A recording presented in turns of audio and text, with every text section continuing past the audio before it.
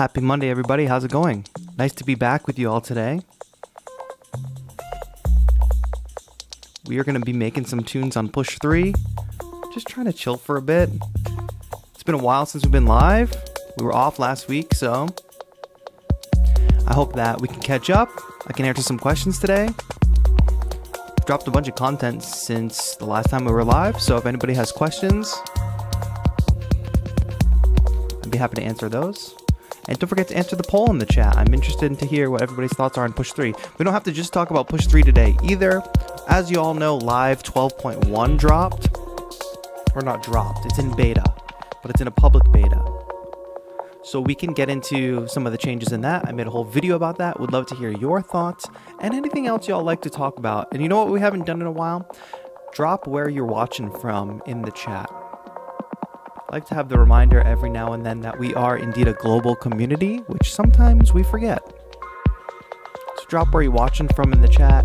Grab a beverage, kick back, relax. If you're watching from work, nice to see you. Let's have a good stream today.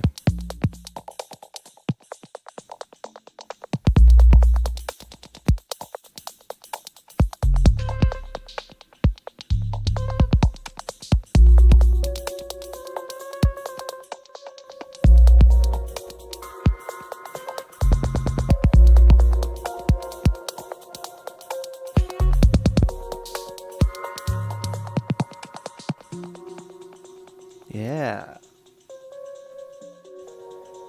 All right, we got a few US ones dropping first here. Texas, California, Oregon. We got UK. We got Central Oregon. I already read that one. UK again. Dundee, Scotland, Canada. It seems like this stream time is good for international viewership, which is not a usual thing. Not an easy thing to hit. But it's morning for me. I know for some of you it's evening. But welcome and thank you all for joining me. Like I said before, we were off last week, but we are back again here this week. And we are usually live every single Monday. So thanks for joining the party. If this is your first stream, please let us know. I would like to welcome you accordingly. For now, let's kick back and chill. Keep me posted on how the levels are sounding and everything. That tune that we were just working with there on the Push 3, that is just something I whipped up last night. I was away from home for a bit. I went home and I was actually back at my parents' place for a week. I was doing some work on the East Coast. I actually dug up some artifacts from music making's past, from like college days. I had to go through some old stuff. I can show you guys some pictures of that. Craig Marshall from Dundee, Scotland. Tapes is in Canada. May, what's good, May, in the Philippines. Baltimore, USA. Smooth Tech, hello, nice to see you. From South Africa, be infatuated with Sibusiso. Krios is in Orange County. Heck yeah. How's everybody's weekend? What's everybody getting into the past week? Anybody got any cool music projects coming up, or doesn't even have to be music projects, creative projects, home improvement projects? Anybody taking any summer courses they're stressed about? What's going on? Big evaluations at work? Let me know. What's happening in folks' lives? What's on your minds? May, it's your first time? Welcome. Thank you for being here for the first time on the stream. Welcome, welcome. Dungeon Master just ordered the Moog Labyrinth. I have not, I've seen like headlines and thumbnails, but I haven't done a listen. I haven't looked at any of the listening or the performances or demos or anything like that. But it seems like it's being critical acclaim. Seems like there's a lot of critical acclaim for that synth, which is awesome. Seeing, you know, the changes and the acquisition of Moog by InMusic. So it's cool to see. John says, my 9-year-old began jujitsu and she's killing it. Heck yeah. That's great. It is interesting that we usually enroll kids in like one of the options for the after school activities or the extracurricular activities is some type of fighting self-defense thing or whatever. It's interesting, but I think it's interesting we don't have that as much for adults. Even though adults, you can take it, but it's not. I guess a lot of people do it. I don't know what I'm trying to say. It's almost like more normal for a 9-year-old to go to a jiu-jitsu class than it is for an adult. Is that true? I don't know. But that's awesome. It's a cool physical activity, and she's gonna get like a actual cool skill out of it too. My best mate came. I forgot I can do this, chat. 1 week away and I forgot what I can do. I can put chat on screen. My best mate came to town from Vancouver and we are dropping a track together in August. Excellent. Dungeon Master says Andrew Wong got me with his demo. Nice. Very, very cool.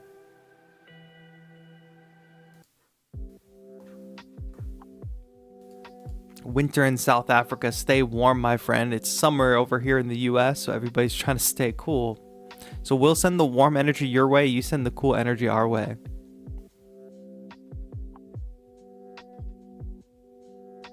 Oh, John, you were first in the jiu-jitsu. So you're training your young Padawan. You're the master. I see what you got going over here, John. Trying to build a little army situation. Trying to start your own Jedi Order.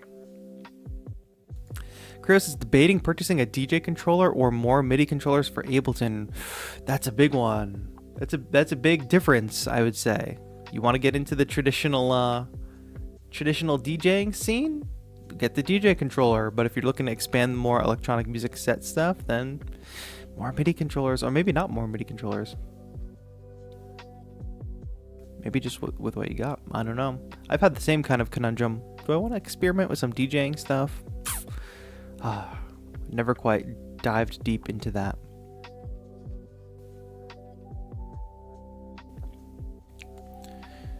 Craig says, trying to finish an EP that's been kicking around since COVID. Craig, you got to get it done. It's a while now. I wonder if there's any obstacles that are in your way for getting it done. Or if there's some like reassessment of the project you can do to actually make it possible to finish, you know?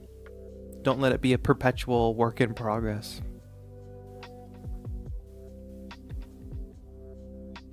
Swayam says, all these positive comments and I'm in bed with food poisoning, but this stream will help take my mind off it. Sending positive vibes your way, my friend. Sorry to hear that. I hope you start feeling better soon. That is no joke. I've only had food poisoning a couple times in my life. One time, because food poisoning takes like 24 hours. Like you eat a thing and then 24 hours later it happens. So it's like this timed release thing that you don't know is coming. So one time I had dinner the night before, like probably some bad sushi or something. And then I had gone to work the next day and was driving home from work. And I literally had to pull over to throw up because that's just when it happened. It just hit. And when you know it's coming, you know it's coming. You try to mentally talk yourself out of knowing that it's coming. Like, oh, I can combat this. I can like mentally make this not happen, but it just happens. Dungeon Master taking a break from stand-up comedy to focus on my first album. Nice. Yeah, it is tough when you have a lot of competing interests.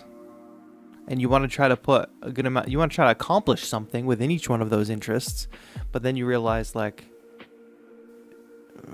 accomplishing the things you want in one particular interest implies a certain amount of commitment, unless you're going to just drag it out for a while. So good for you. It's not easy to say, put this interest on the side for a moment, focus on another one to make some real progress. I also find myself in that struggle. Kayla says, trying to stay cool here by going on beach getaways. It's been in the 110s here. Eesh. Yikes. Yikes. Theo Rem Geek. Theo Rem. Theorem Geek is probably more likely. There's secondhand push 2. Wonder if I should wait for secondhand push 3 instead. That's a great question. If you can get a good price on the secondhand push 2, I would definitely consider it if you don't care that much about standalone. I don't know how long it's going to take. I think push 3 is going to be a really interesting situation, especially when it comes to third-party market, or like, what am I trying to say? Like the used market, because no other retailers cover push 3. I mean, have push 3. Ableton sells all their stuff on their own now. So it's not like you can rely on some external retailer having a sale to bring the overall prices down. And then it's so new and so expensive and so niche, not so niche, but like, it's not something as widely adopted as something like maybe the Electron boxes or other kinds of less expensive gear. So I don't know how much you'll end up seeing of the push 3 on the used market, and I don't know how much of a discount you'll be able to get on it. Basically, at this stage, you'll probably only get like folks who regret having bought it, and they're probably trying to recoup as much of their money as possible. And that being said, push 2, this latest update, the 12.1 beta, a lot of the updates, or not a lot, I'm not sure the amount, but updates for push 3, there are certain updates that are coming for push 2 as well. Obviously, they can't retroactively add in any of the standalone updates. They can't do any of that fun stuff, but there are some updates coming to push 2, so they're still supporting it. It's my point there. Frank Nyen, how are you doing? Good morning. Nice to see you. Everybody, if you're just tuning in, welcome. We are just kicking off today's stream. We were off last week. If you don't know, we are live every single Monday, so make sure to turn on that notification for live streams. I promise not to bug you too much. And thank you for joining me today. We're going to get into some music making with push 3. We did a little bit of that at the top of the stream, which you can always watch back later. And we're going to answer any questions you might have, maybe talk about the live 12.1 beta, talk about any of the videos that have recently dropped, whatever y'all want to talk about. Glad to answer some questions and chat about things. Our good friend Daltrick. Everybody say hi to Daltrick. She's in chat. Daltrick is here. Daltrick playing at the bitter end. New York City. If you're in the area, plan your trip to the show.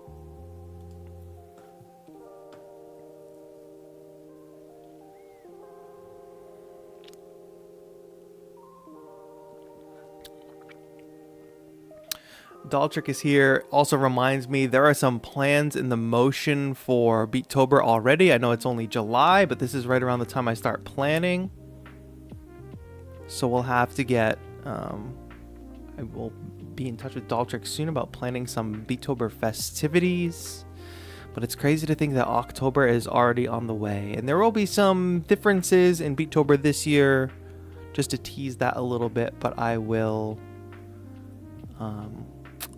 definitely try to update you all accordingly soon. Wow, so kind. We are watching your performances in my Berklee classes 24/7. The students love you. That's amazing. I would love to come back and chat with students again, like I did a couple years ago when I visited. That would be cool to do again at some point.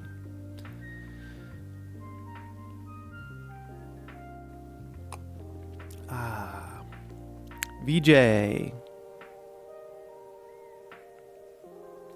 VJ says, push 3, MIDI clip editing, view 5th row. This is a very specific thing. When you hit edit on the right corner, do you see text on top of each other? Yeah, I think in this current beta, the way the screen layout is, and they added variation and stuff like that, there's definitely some overlapping text issues, but it is still in beta, so I'm assuming that they're working through all that. It's interesting because there's not a ton of screen real estate, so they're going to have to be creative, I think, with how... when they add new stuff, how do we get the screen real estate to be able to add more to the screen, you know? But so far, so good. Even with the overlapping text, I'm still able to figure out what's going on. Can Ableton Beta sit side by side with the stable version, or need to uninstall stable? No, you can keep the your stable version. They're two separate applications, so it's really good that way. So I dive into the beta when I'm trying to use a lot of the new features and try all those things out. But if I'm working on like some of the projects that I have that are more either projects I was working on before the beta or projects I want to make sure are in a stable state, I keep those in proper Ableton Live 12. And they have two different colors, two different color icons. The beta is orange and Live 12 Suite for me is gray. So time to plan out my template for those daily challenges. Yeah, I would love to come up with like a 31 days theme thing for people who need some inspiration. I think that would be a fun thing to do this year for sure. Craig's talking about trying to get his EP done. It's been a while trying to get this thing finished. Says, regarding my EP, many things have been in the way, mainly life, lacking confidence and indecision and fear, and unable to just finish the tracks, but having the time, just going to get it done. Yes, that's what you got to do, my friend. Everybody's got that fear and indecision, but the issue with letting that win and kind of delaying your music releases is that you kind of never get over the fear and indecision. You feel like you are, because you feel like you're like iterating the music and getting better and tweaking this here and there, but it's kind of just a cycle of indecision and fear. So the best advice I have is to just finish it, get it done to the best of your ability now, and recognize that the best of your ability now is not the same thing as your best ability from a year from now. But that doesn't mean you should wait till a year from now to finish it. That means a year from now you should be working on the next thing. And what you'll have at the end of that is you'll have like completed works on the shelf, virtual shelf, physical shelf, whatever it is. But you'll be able to pull your first EP off the shelf, give it a listen, and be like, wow, I've gotten so much better now. But wasn't this such a great thing? Wasn't this such a great first step? That is the sort of cycle you really want to be in. Not the cycle of, fear and indecision that you talked about, but we all go through that. And it's a fine line. It's a tricky thing.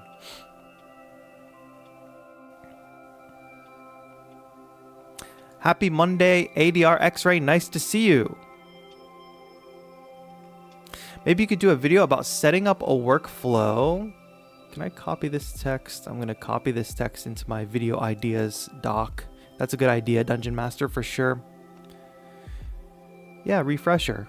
Yeah, I think I should do a few things ahead of Beattober for sure. Video planning. Type that in here. Boom. Music theory used to scare me. Now it doesn't a lot. That's great. We love to hear that. Yeah, I noticed Groove wasn't a thing in 12.0.5. Well,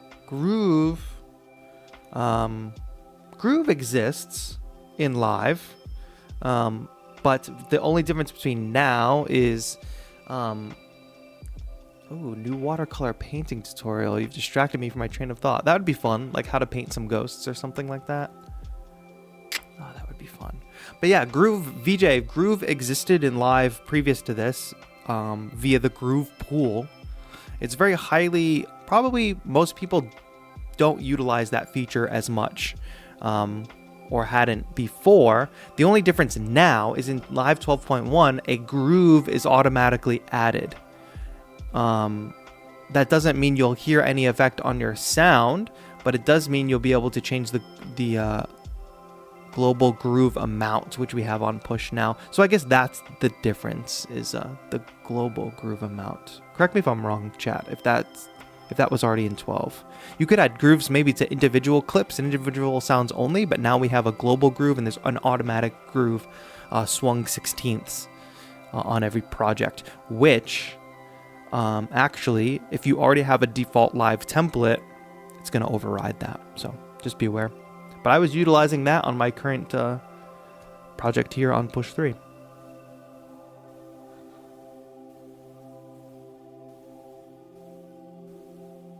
Craig says, cool, thanks, that makes a lot of sense. I love virtual shelf analogy. Yes. That's great. Great to hear. Yeah, think of your work. You have to imagine your body of work rather than just the individual pieces. It's easy to get bogged down in the trenches.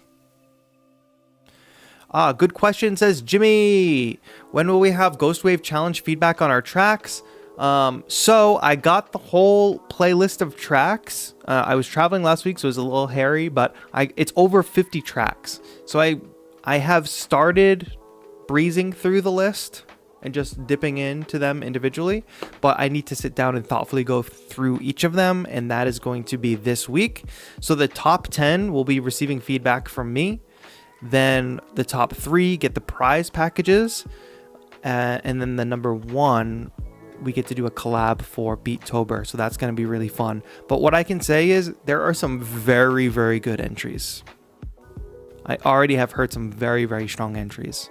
So yeah, we can do that as a stream too. I think that's my plan as well, where I'll showcase my top 10.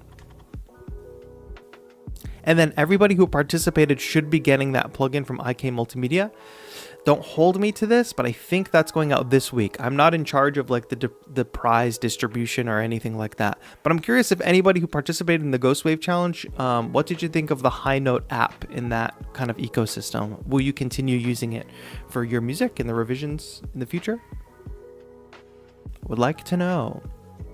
Hello, what's up, Aquatic Borealis? Any recommendations for non-Ableton users? Push 3 is an Ableton device, right? Yes, but Push 3 is a standalone device as well. I don't think I could sell you on it if you're not a Push user. I mean, if you're not an Ableton Live user already. Just because the integration and the workflow, I don't think... It's not like an MPC, you know what I mean? It's not the same kind of standalone device as an MPC. It is a standalone device. You can make all your music on it, but you do need an extra step of, because there's no arrangement on here, that kind of thing. So I don't think I could sell you on it. And I also don't love MPCs. So it sounds like maybe you're looking for a standalone device of some sort. It's tough to say, but I guess MPCs would be the alternative. I don't love that workflow though. My main recommendation would be become an Ableton Live user. Is that fair advice? Yes, for clips on Push 3. Yeah, I think it's super nice to have the global groove function. Should we get into making some music now? Can the poll include I had one but don't know if I should get another with new update? Oh, you had a Push 3, got rid of it. That's a really interesting case. Well, let me end the poll here anyway. What did we get for results here? I'm on the fence. It's expensive at 37%. That's interesting. Yes, that's definitely kind of what I expected the majority to be at. I really want one, 26%. 18% people have no interest. 17% I have one and I love it. That's very cool information to have. So interesting. Well, I guess who I'm really talking to, the majority of people I'm talking to here are people who are on the fence but think it's expensive. So if that is you in the audience today, definitely keep your questions coming and let's continue to answer them so I can help you be less on the fence one way or another. I don't care if you go buy Push 3. I think Push 3 is great, especially with this new update. But you and what you do with your music making and your money and your gear purchases, totally up to you. I am not trying to sell you something. I speak only from a perspective of passion for myself. Oh, I actually got this really cool new controller in the mail. Can we do an unboxing? Is anybody opposed to us doing an unboxing before we start making music? Making MIDI instrument audio effects racks now possible with Push 3 at least. Not sure if it would be possible to make new chains within the rack and add it in there. The new racks and the macros are cool.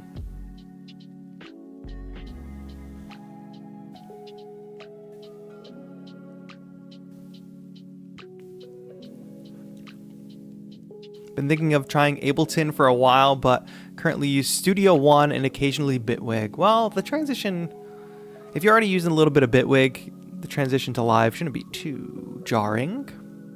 More Studio One users out there than I'm constantly surprised by that when people say they're using Studio One. What is the pipeline to Studio One? Because I never see people working in Studio One, but I do hear from the community people using it. All right, let's do the unboxing. This is cool because I'm very excited about this. Here, let me move push out of the way for a moment. Kind of out of the way. Go, go, go. All right, here what we have, and I'm curious to see what Daltrick thinks of this one too. From Chic Studios. Chic. Very nice guy. Man, I met with the owner of this company. Owner, maker, the brains behind the operation. He's kind of like a one-man show. I think he has a little bit of help. But he is making these beautiful controllers that I've been really interested in for a while. And we were mutuals on Instagram, and we finally connected. And he sent me a controller. He's so kind. He wants me to give it a try and give feedback. He's been working with other creators and taking their feedback into account. But I'm very interested in this controller. Now, it's nothing too flashy, so let me not get your hopes up too much. But it is going to be a very useful controller in my setup. Plenty of MIDI dongles here, I think. We got the MIDI dongles. We got the USB-C cable. We got 3 MIDI dongles. Holy smokes. And then we have the main controller itself. One thing that I found really interesting when I was talking to the creator of this controller is that, come on. He was talking about how, like, this is a metal body on this controller.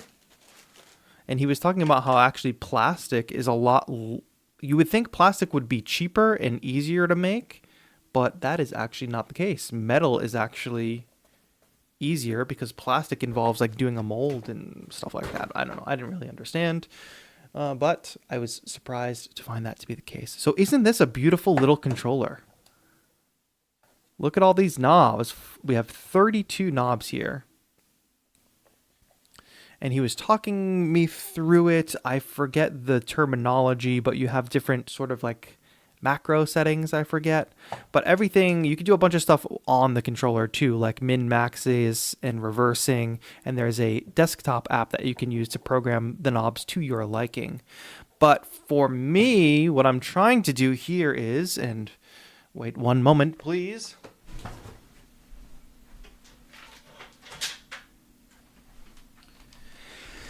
Is I'm attempting to replace this device here, and the footprint is actually not that extremely different. This one's only got 16 knobs. This one's got 32. I can run everything that I need to map for a live performance situation or a controlling situation. I can map on this thing. It's a little thicker, but it's shorter. Well, it's taller. I don't know how to describe that. Less wide, slightly taller, but the footprint is not that different. And we've got all these knobs here. Daniel says, no endless encoders. Let me tell you something, Daniel. Endless encoders, not all it's cracked up to be, especially when you are doing live performance. Because you run into the issue, especially if you control multiple parameters on a single knob, or even if you control one parameter on a single knob, you run into the issue of not knowing what position that knob is at when you go to grab it. Especially, like, imagine you have 32 things mapped. You want to know the position of each one of those things at any given time, especially in the context of a live performance. So don't sleep on the, what do we call this? Do we call this potentiometers? Is the potentiometer the opposite of an encoder? Or not the opposite, but the terminology for these? Knobs with a start and end point. That's what I mean. Yes, Daniel, I would say that is the best implementation of endless encoders, the LED ring, for sure. I actually mentioned that when we were talking about that, when I was talking to the creator of this controller. I said that is the best implementation of endless encoders, LED ring. It would be great to see them bring those to like an Akai MPK Mini or something at some point. But yeah, this is the new controller. I'm gonna start incorporating it into some of the stuff I'm working on now. So stay tuned for that. So sorry if that's a little anticlimactic. because we're not going to get into using this today, but I am excited. I mean, USB-C, MIDI in, through, and out, solid metal body construction. This dude is just doing his thing. Like I said, I think he has a little bit of help, like doing assembly and things like that, but I love seeing somebody. It's not a big company, you know what I mean? Like, it's not a Kai making this thing. It's just like a small business. He's looking to innovate. He's looking to take creators' feedback into account, and I think that that's a beautiful thing. But I did want to know if Daltrek has a need for a 32 knob controller.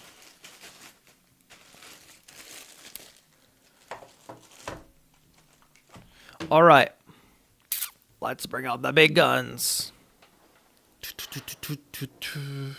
Now, I know the lighting is not great, but I hope it's good enough for you to see. I've got the LEDs at 100%. They look great in real life. Just on camera, I don't know. Who can say? All right, what do I have going here anyway? I guess we can start with this session as an example. By the way, this is the beta version. So it's a beta. There's Push Live 12.1, which is in beta. Then it's basically like there's a 12.1 Push beta as well. So like Push has its own firmware that you also need to upgrade to the beta. That being said, I've run into a couple crashes here and there, but what's really interesting, every single time this has crashed on the beta software, I've not lost a single step of progress. It's crazy. I mean, Ableton Live has always been good at that, but I do find that pretty admirable. Like, even with like the beta bugginess, which I wouldn't say it's very buggy at all, I would just say I run into a couple crashes here and there, that it's not like a devastating blow. So this little session here,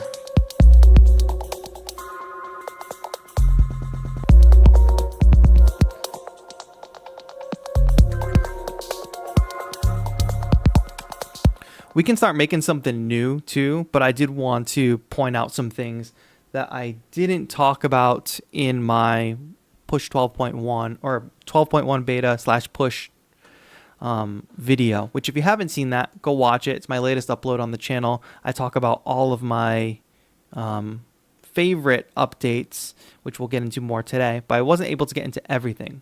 And you know what I think is interesting? Not throwing shade anybody's way, but if you out there, if you aspire to make YouTube videos about music gear and technology and stuff like that, what I would avoid is there's two kinds of videos that I don't think are very helpful. The first one is kind of just walking people through the user guide of a particular thing. Like, it is good if you're going to add like commentary and actually make music, but don't just read me the manual. Like, you have to do it side by side and like show me it in action, I think is the thing to do. But then that one's not so bad because you can actually get a sense of like how to use a device with that. But the other one I don't like is like when an update drops, people just record a video where they kind of they just read the update, the patch notes, and then they open a feature up and use it for like 2 seconds and go, oh, that's pretty cool. And I just think that that's totally like not helpful. It's like I can read the patch notes on my own. It's also a public beta, so I can try it on my own. Tell me like why something is cool. Like, show me it actually in action, you know? So that's just a little aside. So that is to say, my 12.1 video doesn't cover every single aspect of Ableton Live 12.1. It just covers a few of the features that I think are cool. And I don't know if people value that over a longer video that covers every single new feature in a more shallow way. I don't know. I don't really see a use of that. Yeah, Daltrek says swinging. Swinging indeed. So let me talk about that because that's a whole update here. So we were chatting about this earlier, but there is a new feature of Live 12.1, which is a global groove.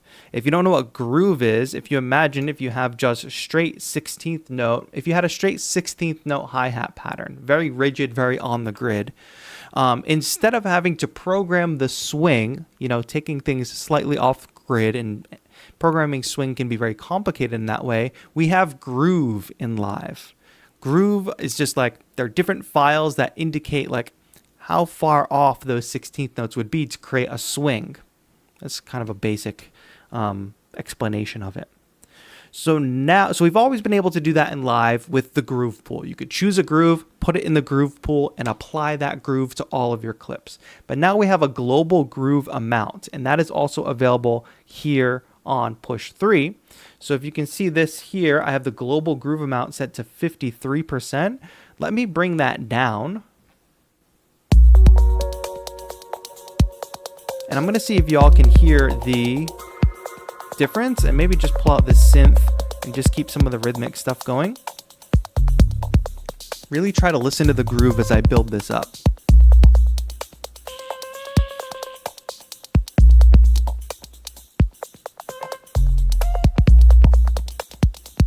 You can really hear it in the kick. Here, let me turn everything else off.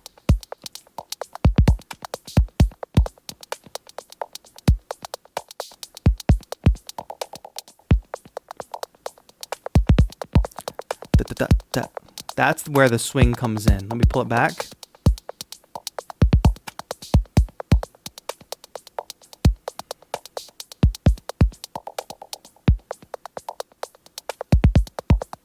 Very straight, very on the grid. Then crank up this global groove amount. It's just that. It's a subtle thing. You can definitely hear it if you're listening for it. And you might not think it has that much of an impact, but this being a global swing amount, now with everything in and everything going with that groove,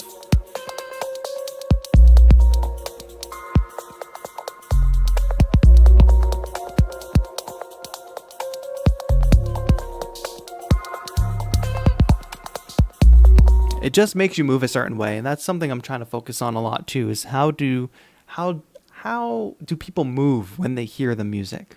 That's very important. What's up, Lil Giddy?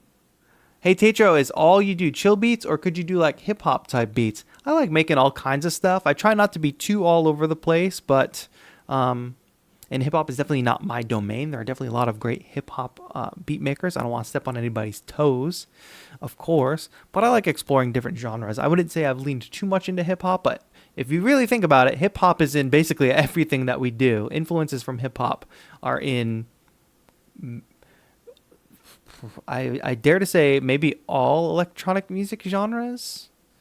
Maybe 80% if I was being cautious. So, but I get what you mean. I would say sometimes the lo-fi chill beats, those are definitely rooted in hip hop. So. Undo history in push 3. Imagine holding select plus undo would show you undo history in the push 3. You would scroll with the jog wheel. Yeah, that would be cool. Undo history is one of my favorite features that I listed in my video for 12.1. What's up, Carp? Nice to see you. Nice to see you. Hip hop is a subgenre of electronic music. Yes, it's like it's pervasive throughout electronic music. Especially now with everybody's kind of varied influence spectrum. All right, what do you think? Do we need to get closer to the push for your viewing pleasure? Probably.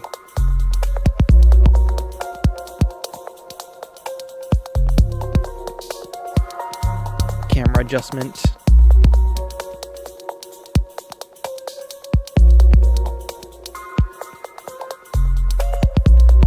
There we go. All right, let's start a new project actually, because I just wanted to show that one off so I could show the global groove amount in action. Let's go new set. Another cool feature, I think I briefly mentioned this in my video, was that you can set your live sets. You can create new defaults and things like that. Set as a template, set as a default set. Just beautiful. Would love the ability to create a default audio or MIDI track on here as well, but you could just create a template, I guess. Save changes before closing? No, I don't think I made any changes. All right.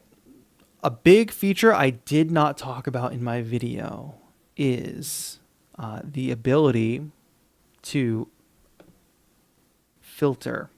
So I'm going to search for instruments. I don't know what kind of instruments you all think we should start with. Shout out your suggestions in the chat.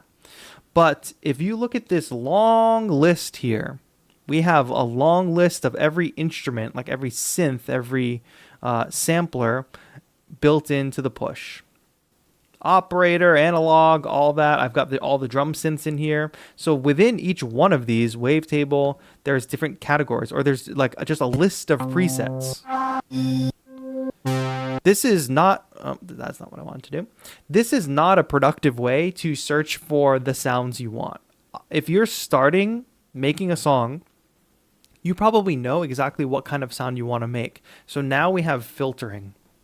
So we can filter by the type of sound that we want, you know, like bass, brass, guitar, mallets, piano, etc. Search specifically for drums, search by character, search by the devices that they're using, or that the type of device that they are, genres, and then your creator stuff will be there as well. So this is a huge glow up for the Push 3 standalone, being able to just rip through these different categories.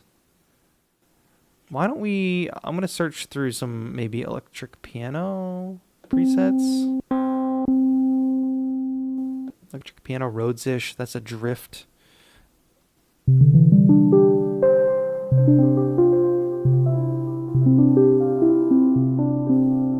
And let's go ahead with a more, let's go ahead with a different scale than we usually like to use.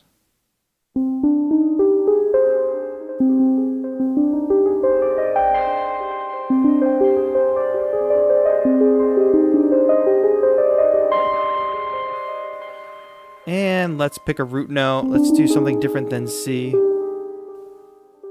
A flat, why not? Wait, pick that one. A flat. What's wrong? Why can't I select these? I did something wrong. Let's see.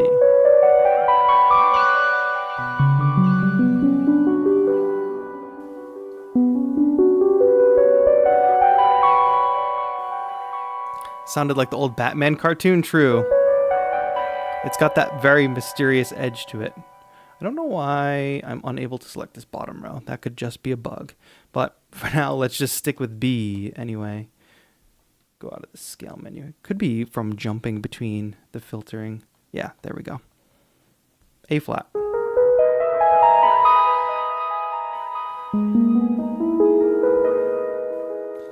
Hirajoshi, yes, that's correct. That's the scale that we're in. Love the scale you're in.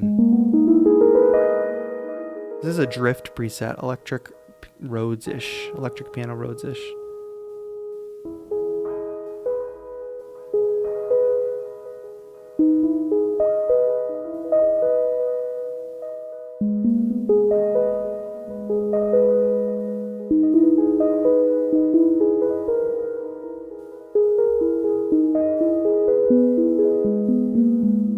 Very dreamy. It's dreamy and dark and mysterious at the same time.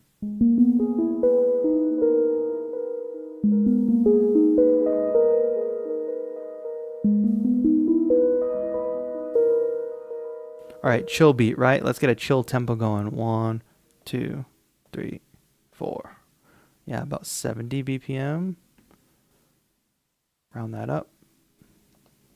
Gonna get my metronome going, but let's do... Still no click metronome on push, but that's fine. That's fine. Let me just play to this metronome for a bit.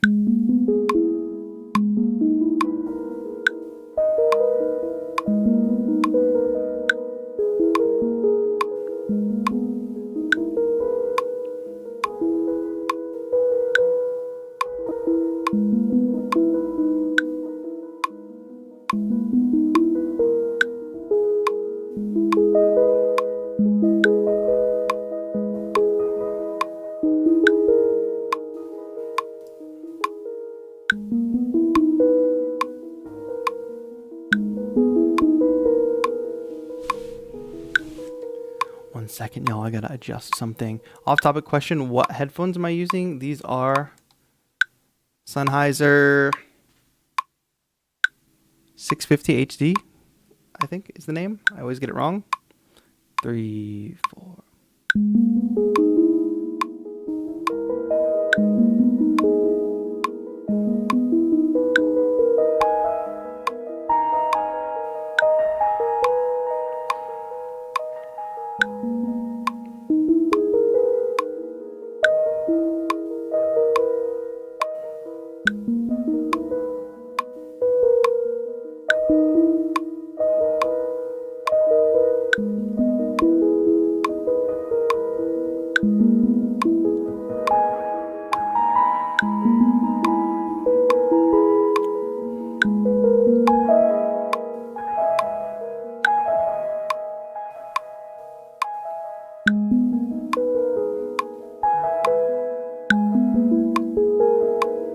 I gotta find the right melody space. I think I'm in a very locked in. One thing I think about when I'm writing melodies is like falling into the same traps. So this idea of play a phrase, then play another phrase. I kind of want to break from that. So I need to play a different rhythm, I think. Let me just experiment with it. 3, go. Oh, I recorded that from before. I didn't realize that. I can use capture MIDI anyway.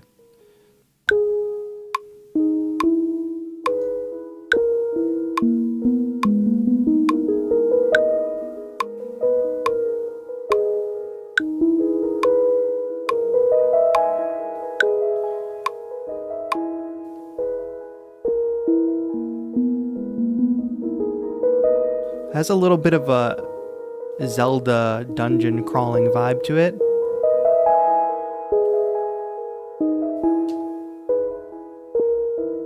What's up, Kai? Nice to see you in chat.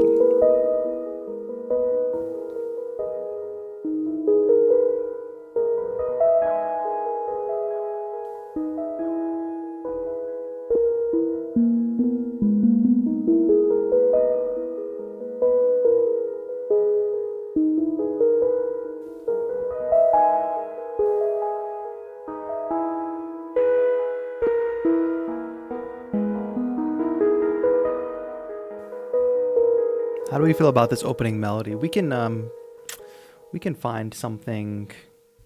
We can find a way to. Oh gosh, my camera turned off. That's odd. What happened, chat? What has happened? I don't think it overheated.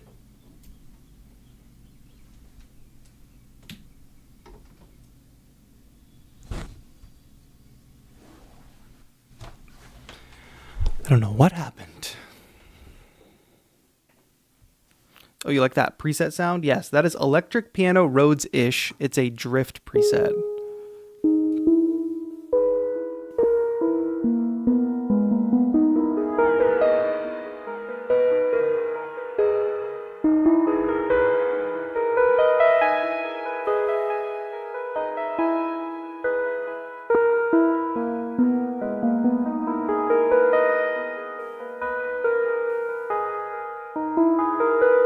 All right, the next thing to add here will be some drums. So let's find a drum kit. The one thing I would like to spend more time doing is building a few drum kits of my own for push. But let's use the filtering. I cannot stress enough how much the filtering makes the whole process so much easier.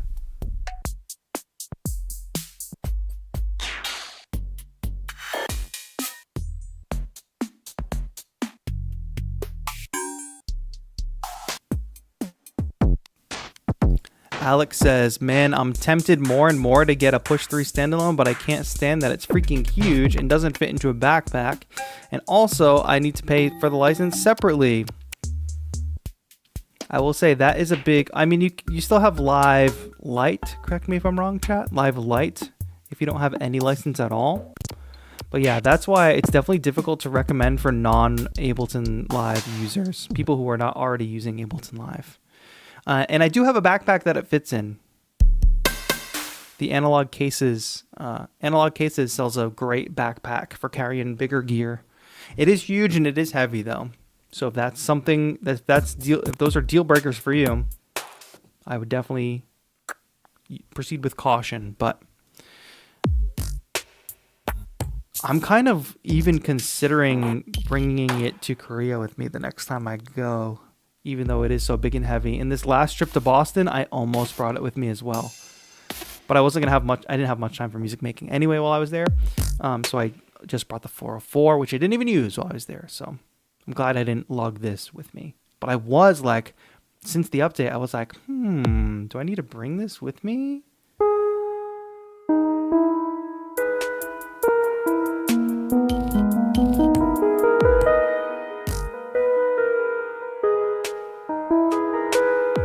You know, that's end up like, if I use that drum kit, it ends up making it sound like a trap beat almost.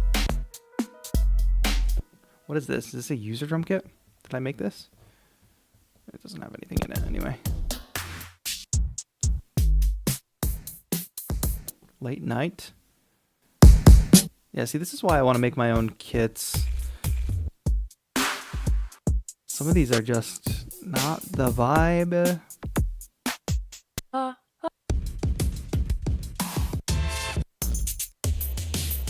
Let's go back to filtering again. Type, sounds, drum, genres. Let's go to hip hop. That's good. These kits have melodies in them, but I don't need to use them. Cool.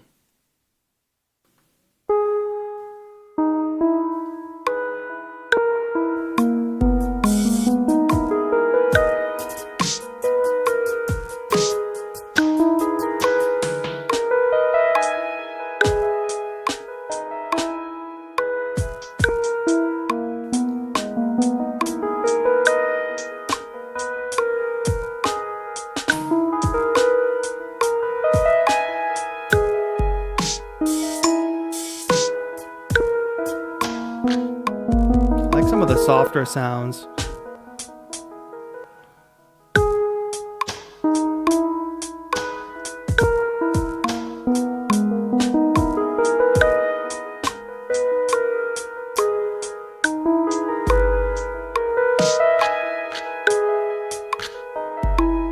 Yep, that ain't it either. Let's just keep searching. I don't want to get too caught up in sound selection though.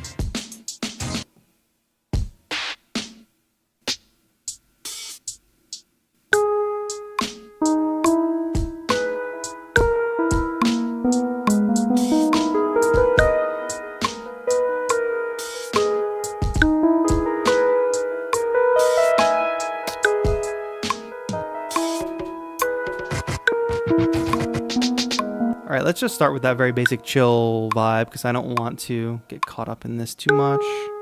I want to move on with the process and shift things around if I need to. 3, 4. Oh, what did I do? I must have already recorded that. Try that again.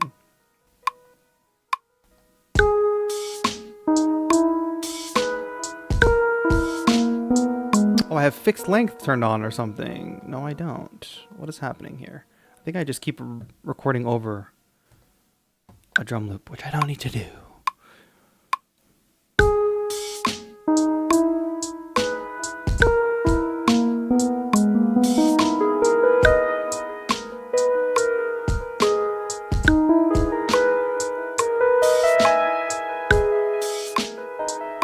Now, I'm going to quantize this. I'm going to bring the quantization down to like 70%.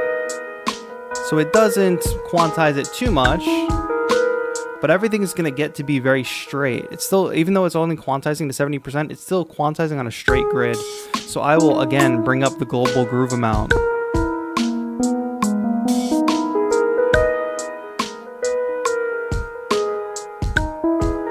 And in fact, actually, I'm going to undo that.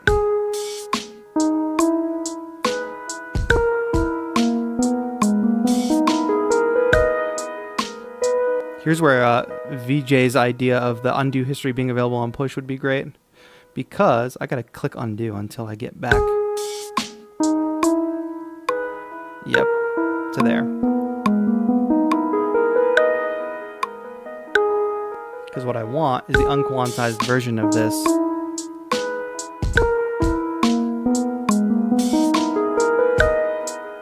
And I might not quantize at all, to be honest.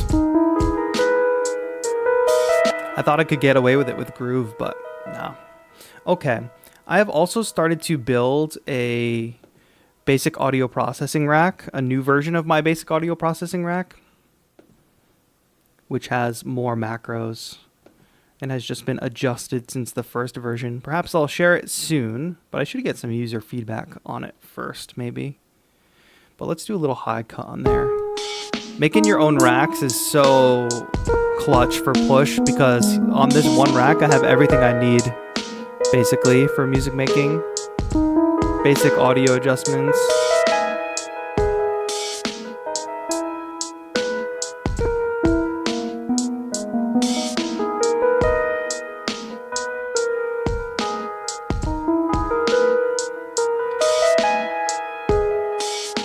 Alright, to be honest, I'm just not feeling these melodies and stuff in general, so I'm gonna go back to the electric roads. I'm gonna delete all that.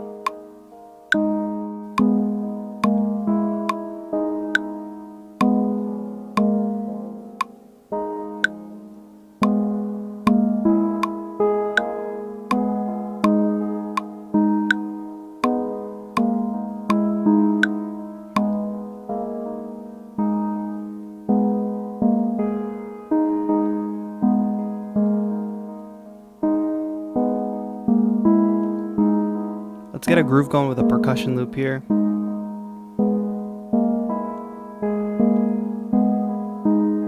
Filter.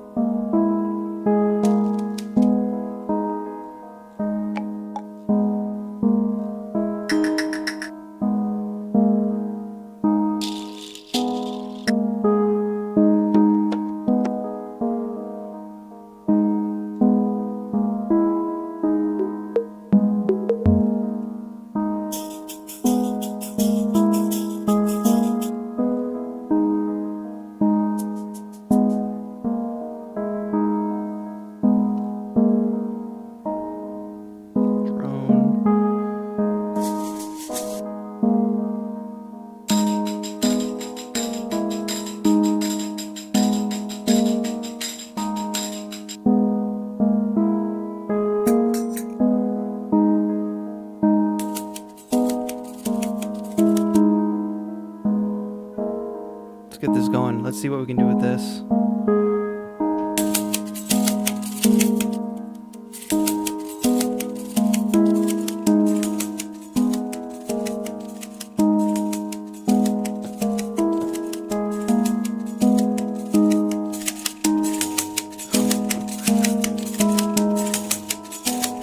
If I turn the camera, push doesn't have to be perfect.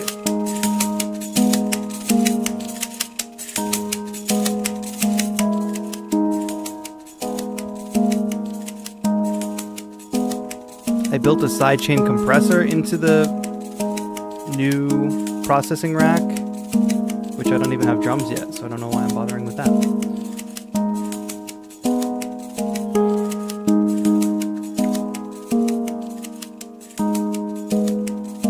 Alright, I need a decent drum kit now. No more of this.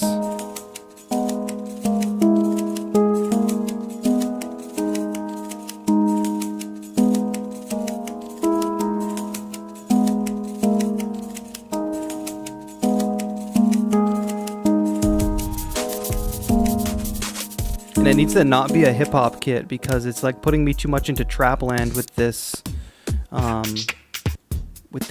darker scale. So let's see if we can find, I think I want to go for something more soft. Carbon kit it is again.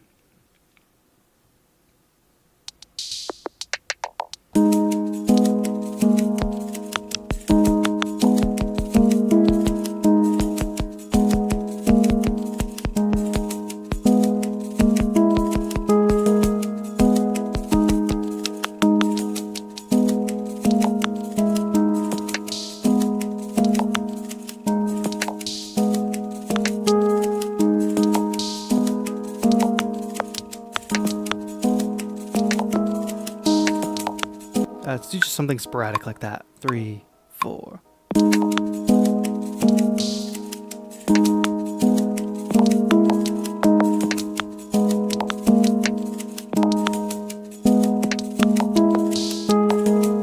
Something like that.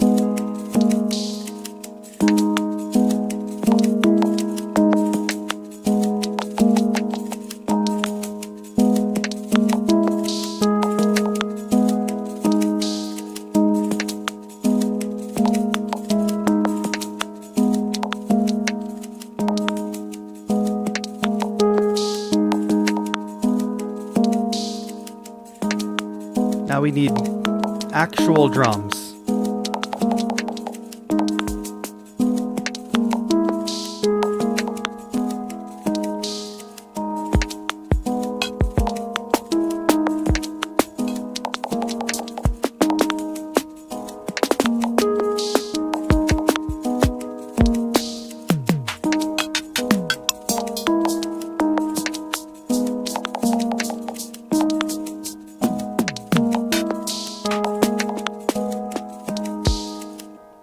Just kick. I gotta separate the parts. 1, 2, 3, 4.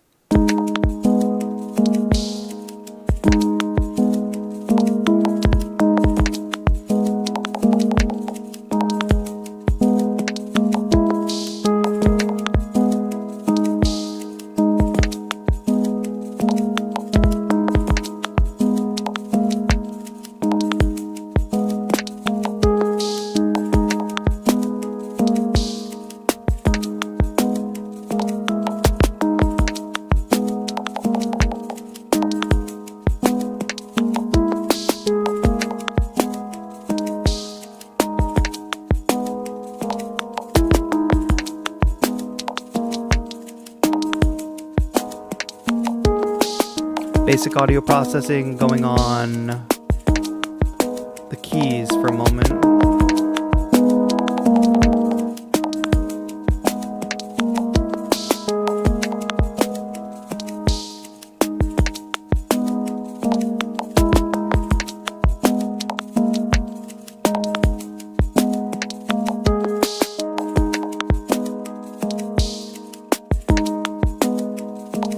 What question? I got locked in there for a minute. What questions did I miss?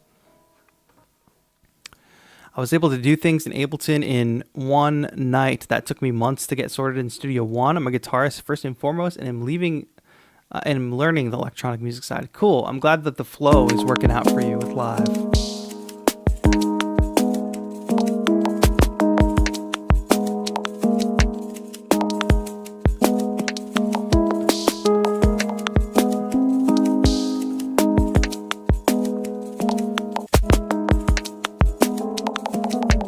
Not that.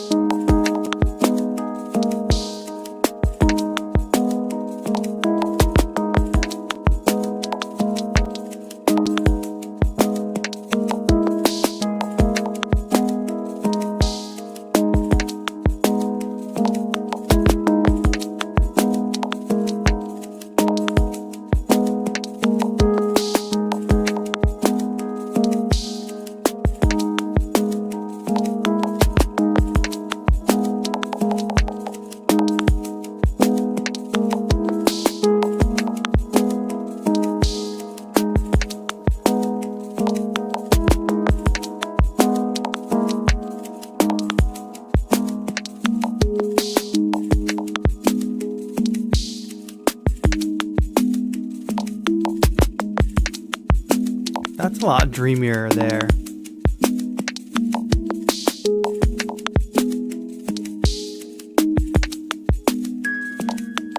high.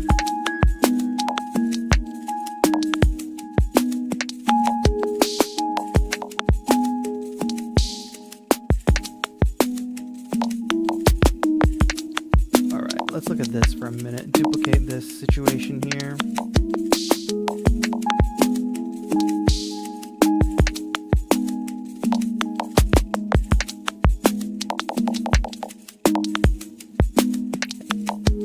That top note in, and what I'm going to do is just change that top note's probability to like 80%. So 80% of the time we'll get that nice little top note thing.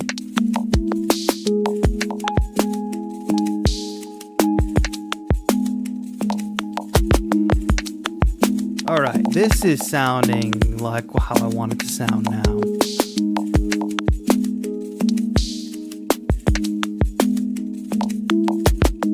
Cemetery Souls, you're not going to be able to put links in the chat, just so you know. Yuo, what's up? You the man, no you the man, my friend. Thank you for joining us today. Kyle, nice to see you. Now it's grooving. Great. Yeah, it took us a little while to get there. I had to lock in a bit. Dojo of Cool, how's it going? Nice to see you.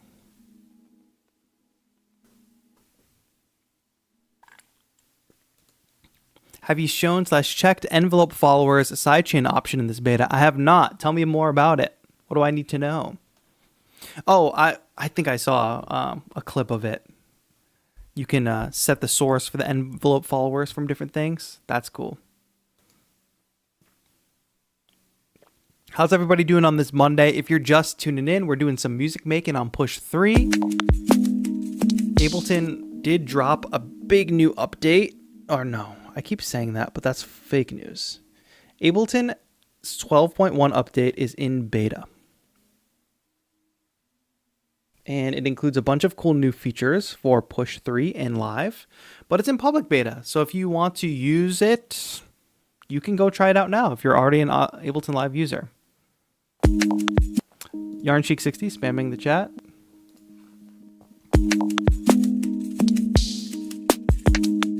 Your video series for Ableton Basics is the best that I found. Really well done. Thank you so much for saying that. I am strongly considering recording a new version with Live 12. To be honest, y'all, and let me, please, I need everybody's honest feedback on this. I enjoy making these courses for YouTube, but I don't know how sustainable that really is. Because I don't know how productive it is and how sustainable it is, and here's the reasons why. First of all, if I get a sponsor to sponsor the series on YouTube, then I get paid for that time. So that part of it is sustainable. And then YouTube also, they have their monetization method, which is ad revenue. So I can also gain ad revenue over time on that. But that is a source that's not so sustainable because it could all of a sudden stop generating as much ad revenue as it had. And then also from the consumer's perspective, I think many of you are able to follow along courses, long form courses on YouTube, but that's actually not what YouTube is built for, unfortunately. So it is a great way for me to get the courses out for free, but it's also like, I feel like I pay a penalty to YouTube basically to make content like this. Because if you can watch Mr. Beast trapping somebody on an island for $1 million or something like that, or if you can watch 13 35-minute long videos on Ableton Live, I think the majority of people, just human nature, and people on YouTube are going to strive for something more entertaining. So that is to say, I'm considering redoing the Ableton Live course with Ableton Live 12, but doing it on an actual course platform and kind of starting off my own courses platform. And it'll probably be like a paid experience, but I think a lot of people are selling courses, and I feel like I can do a really good job. I feel like I can do a good job of starting the TAETRO School of Music and doing a bunch of courses on there on a platform that's conducive to that. I've started researching some platforms. So, but I don't want to alienate the YouTube audience. That is my big problem. I want you all to react to that as you might and say, no, that's bullshit. It should all be free all the time or something. But I want to start establishing something, because YouTube is not a place for longevity when it comes to like serious educational content. But it's worked out so far, but I don't see it as being sustainable further into the future, if that makes sense.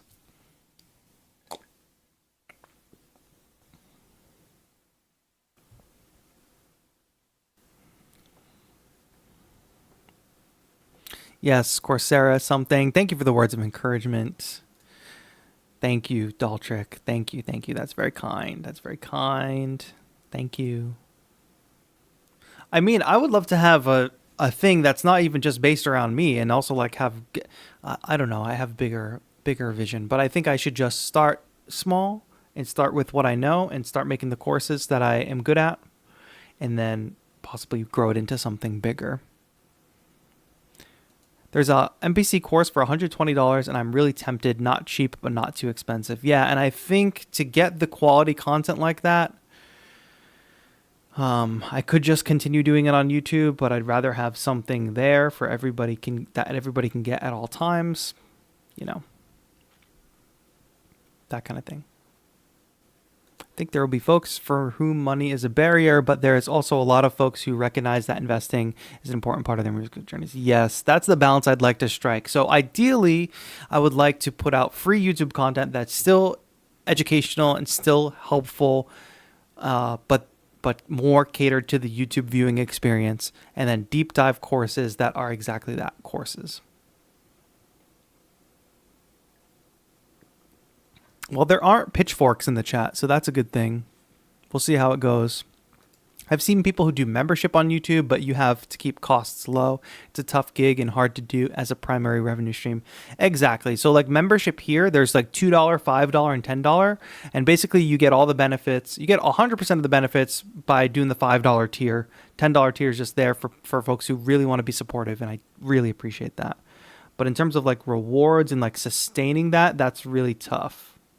Because consider this, if I did that as a membership reward tier, if I made a 12 chapter or 15 chapter course and you could just pay $5 and get that, that's not sustainable for me. You know, it's great for you, the consumer, but that's not sustainable for me. So that's a push and pull of membership platforms. Lots of wonderful free resources available already on YouTube. Yeah, exactly. Yeah. So I'm considering, like, if the Ableton course that I have already on YouTube and the theory course, keep those on YouTube. Those are free. But as Ableton updates and things like that, it's going to become less and less helpful over time. But the basics will still be there. That's the thing.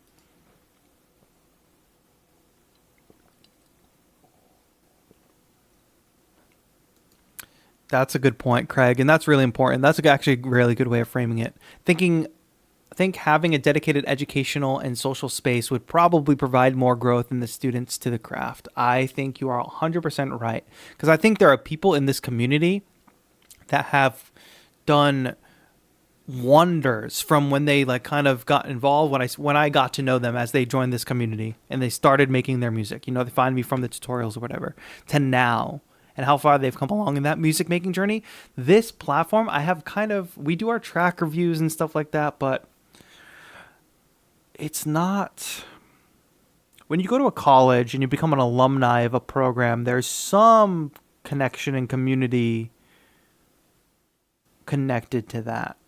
And I would like to build something similar to that. But I feel like YouTube is a game of trying to appeal to many people at once from a million different directions. So there are people who find my work that have no idea about these courses or no idea about like, maybe they're just in it to watch the performances and enjoy it, and that's fine. So like I'm trying to find a funnel folks in that really want the deep learning experience. I don't know what I'm saying. It's a very complicated situation. Can I start music production with using Midi only as a beginner? Because I'm on a budget. Yes, but you'll need a computer or a tablet or something to do that. Sarah Reed has that learning sound and synthesis course on a platform that works really well. That's a good I will search that up. Sarah Bell Reed. Good to know. And I know a lot of people in the community have mentioned Underdog Music, his courses. So it seems like people are down. RTFM always works. True. But, you know, it's funny here. Let me show you all this.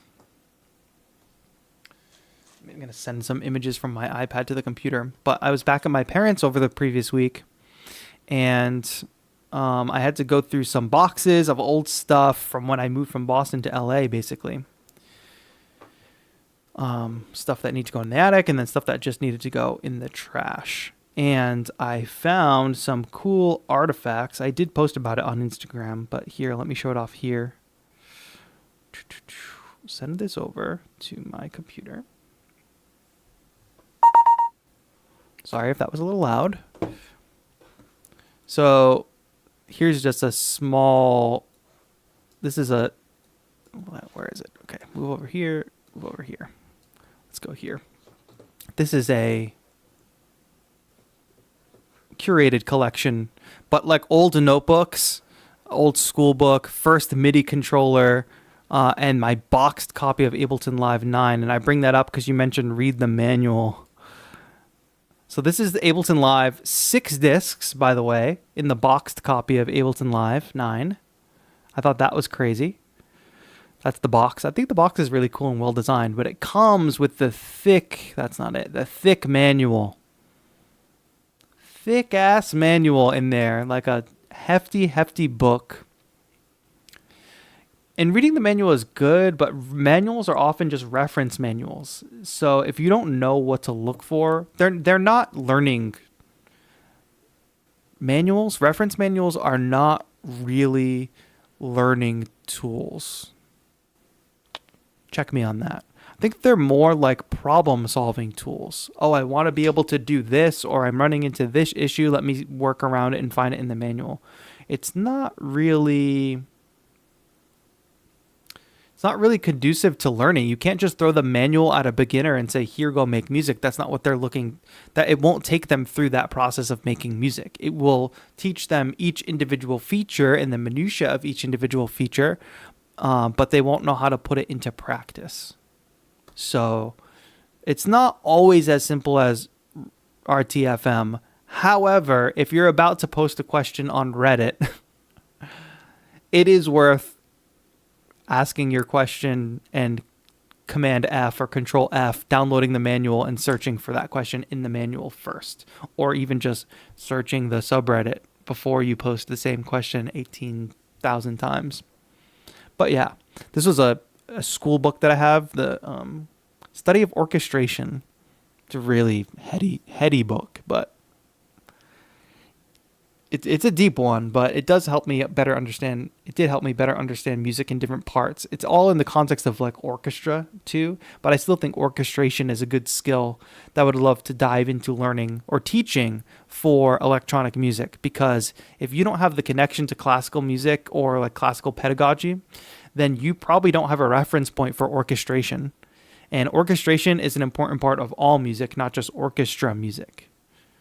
And it's an issue that we see come up a lot on feedback streams. It's like people not understanding which instruments to use for which parts, etc. But yeah, that was a little trip down memory lane. These little diagrams, which I think I showed this off a couple weeks ago, I'm still making these diagrams, by the way.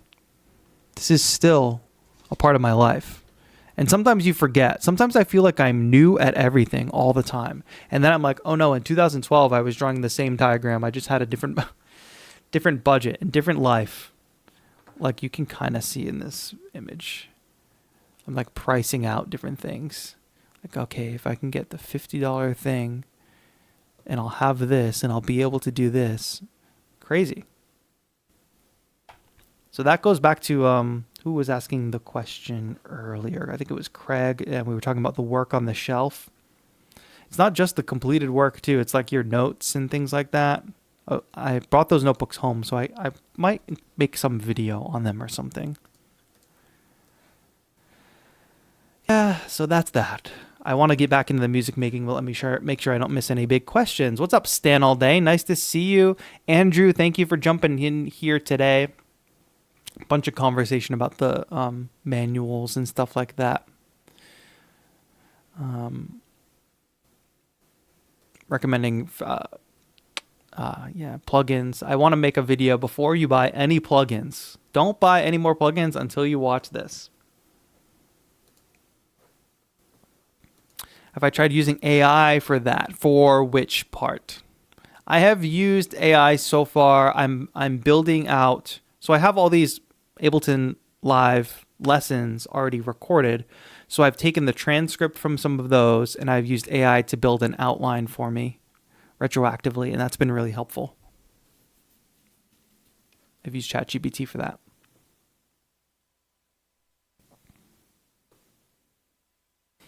Can you explain this algorithm, Dungeon Master?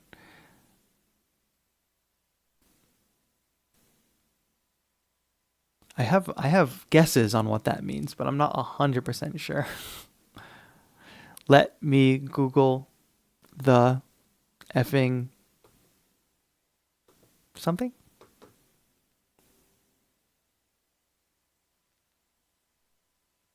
How do you choose your DAW as a beginner? You say, I like the way this person teaches that DAW, and you pick it that way. Or I like the music that this producer produces, and you pick that one.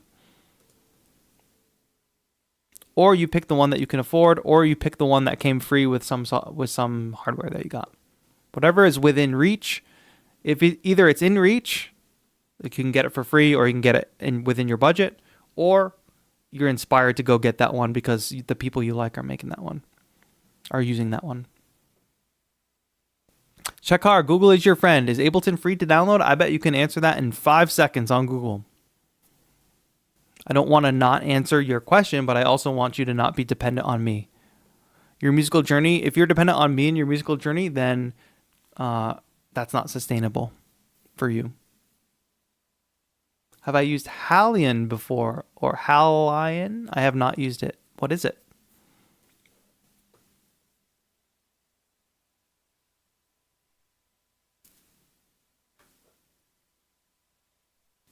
Let me Google that for you. Yes, that you can. I tell you, chat, sometimes that's my job. Let me Google that for you. Oh, it's a website that will fill in the search bar on a Google page and then give a link to the video. Send it to a friend, basically try on your own first. Oh, interesting. But I do like that phrase. Let me Google that for you. Because it's not always either just simple to tell people to Google things either, because they don't know the words to Google. It's all a fluid thing. But if we all work together, we'll get through it all. Oh, Steinberg sampler. You should check it out. Interesting. I'll make a note. I like the old notes video idea. It would be cool to know more about your musical journey up until now and where you were then. Sounds fun. Yeah, I think there's going to be something there for sure.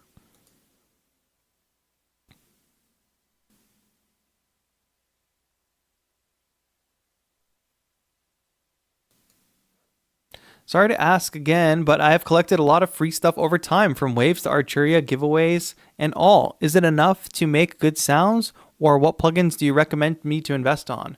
I think you've been, Jay Chef, I say this with peace and love, but I think you have been totally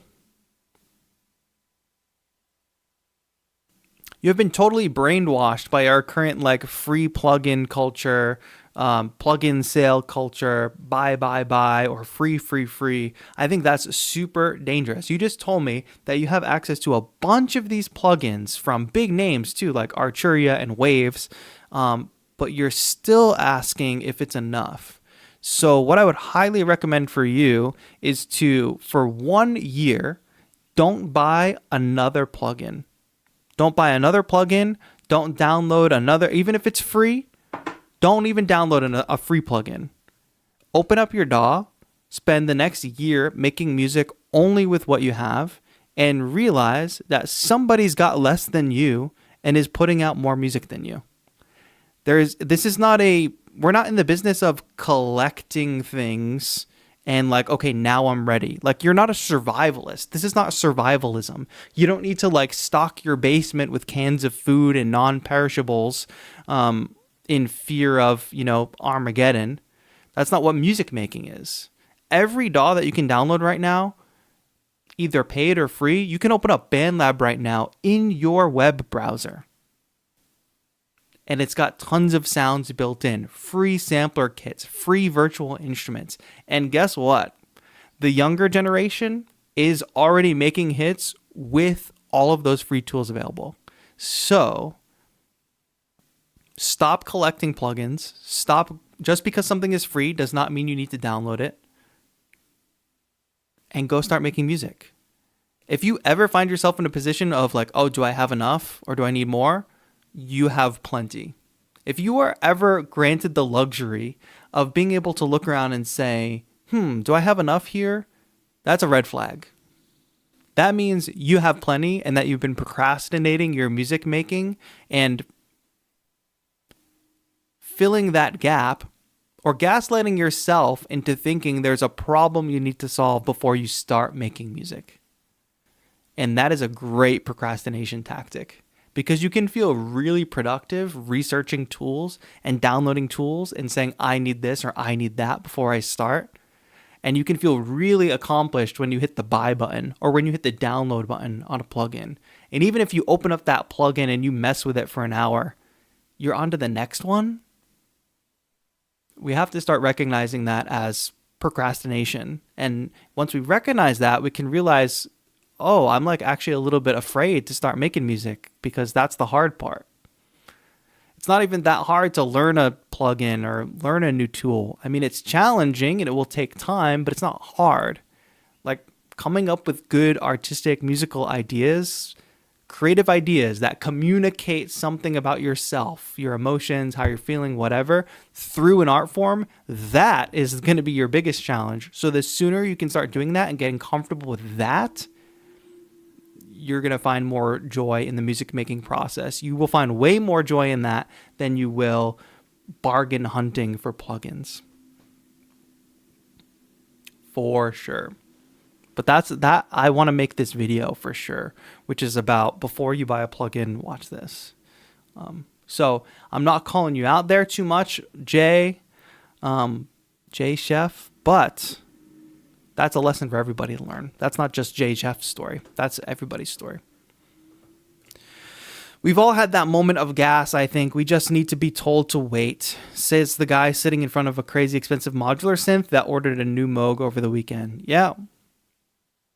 There's also no shame if you're self-aware about it. The only time I get really scared is when people feel like they need something. Like, oh, do I have enough? Do I need this thing? Where there's like this kind of anxiety over getting stuff or having enough stuff or getting the right stuff. There's really no right stuff. If Daltrick was here on the stream right now, Daltrick would be like, I use this plugin, I use this one, and this is my technique for this. And then I would be, well, this is my technique for this, and I use this one instead. And neither one of us is right. There's no like clinical right answer. There's just what we've learned to use and what we prefer to use. And a lot of people get stuck in the trap of thinking there's a right thing, like there's a correct answer, and that's really dangerous. And I think a lot of people actually present things as like the right answer. Like, oh, this is the plugin that's going to solve your problems. And there's some tools that it's like, oh, I recommend this for solving that problem, but there's no magic bullet. So don't search for a magic bullet. That's a big, big rabbit hole you want to avoid. It's funny because then people will share, just updated my Intel MacBook to the M3 Max, crazy next level. That's awesome. That's an example of like, that will be a huge step up from the Intel MacBooks to the M3 Max. That's like overkill, obviously. But if you're in my comments or whatever saying, oh, I have the M1 Mac, should I get the M3 Mac? Like, that's minutia. That's like bullshit. You don't need that. Like, you don't need to be having that internal conversation. Like, if your stuff is working fine, you're good to go. But hell, I bet that Intel Mac, I bet the battery was not lasting. The fans were like taking off like a rocket on that old MacBook. I bet that upgrade is crazy. May, I'm so glad you're still here. I hope you're enjoying your first stream. Thanks for tuning in.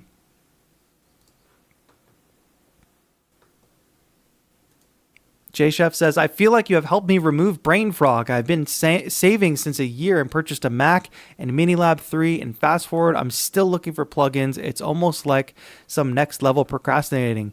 It's 100% that. But if you recognize that, it's time to move on. You've got your Mac, you've got your Minilab. It's time to start making music. That's it. That's the answer.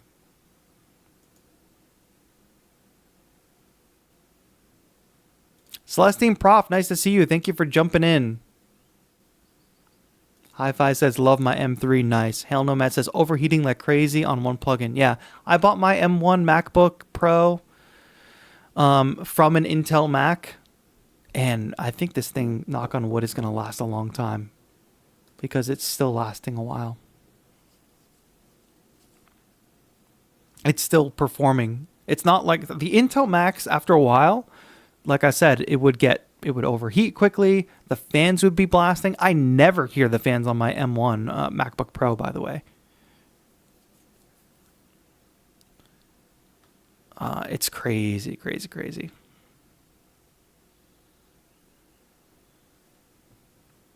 A lot of it comes down to figuring out what inspires you to create too. Plugins rarely inspire me. Think about this also.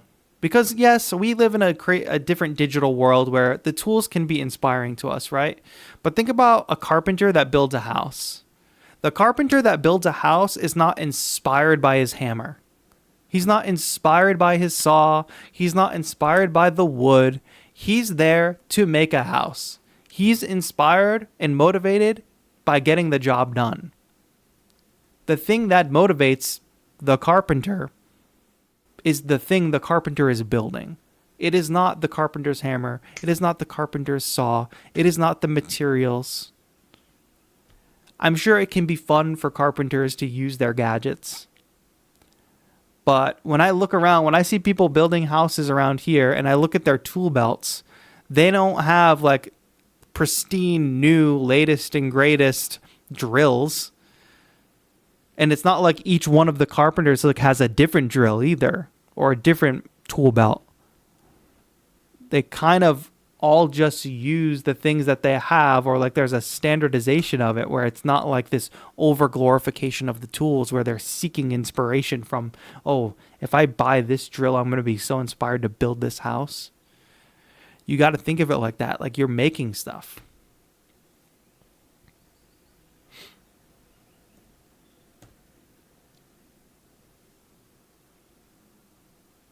I hope all that makes sense. And I definitely don't want to be shaming anybody, and I don't want anybody to feel some type of way.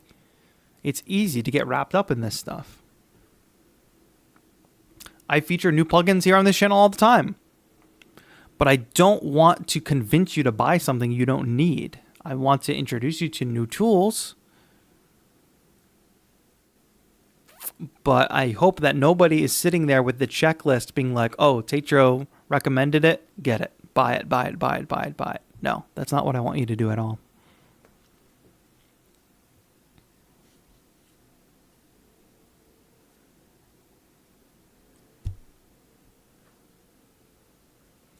Shmutek says, I have a base M1 Mac Mini and I've been blown away by the difference from my latest Intel Mac. The new Macs are really nice. Yes, the M chips are here to stay for sure.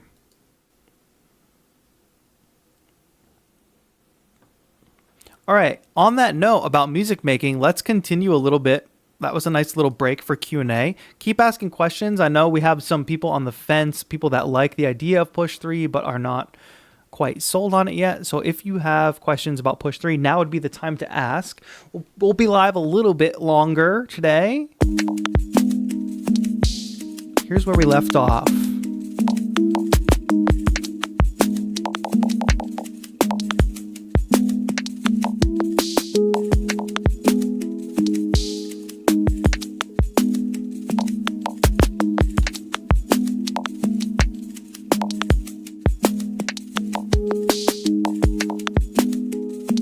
if I can get a deeper kick sound.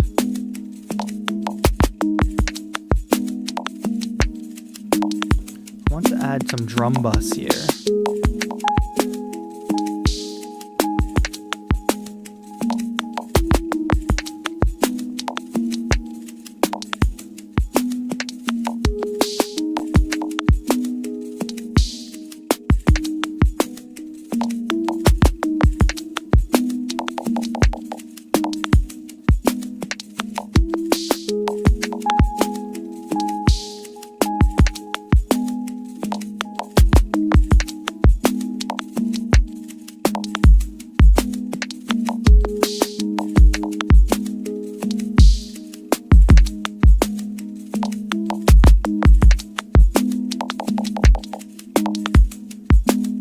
A little more oomph on that kick.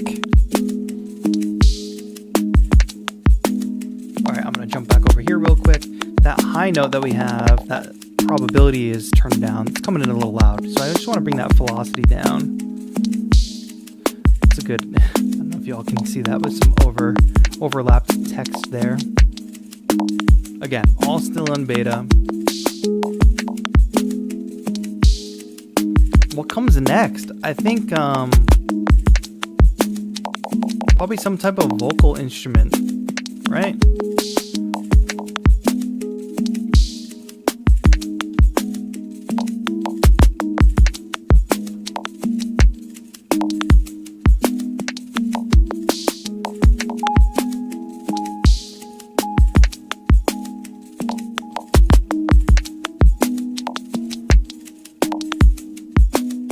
Sounds, vocal, voice.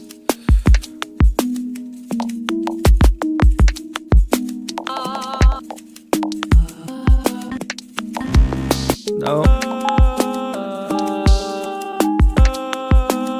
See if we can manipulate that enough to make it work. Like lots of reverb and such.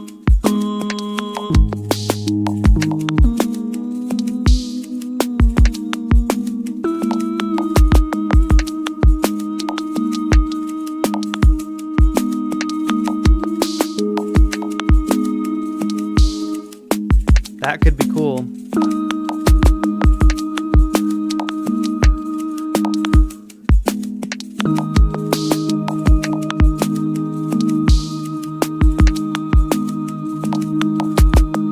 Bring that attack way up.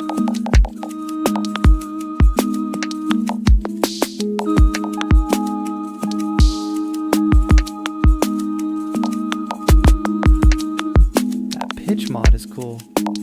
All right, here, I'm gonna add my basic audio processing, and then we are going to definitely get this side chained, but we want a bit of reverb on this too.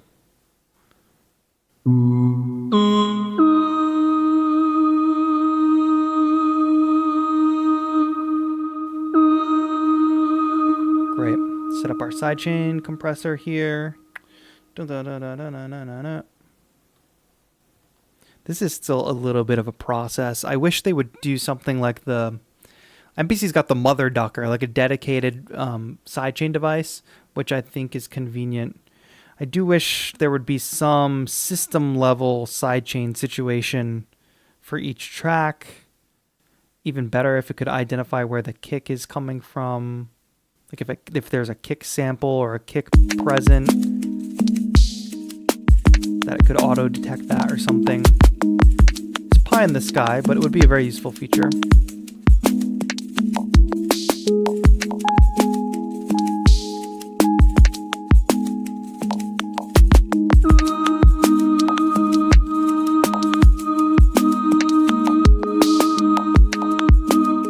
Where is this? Here it is.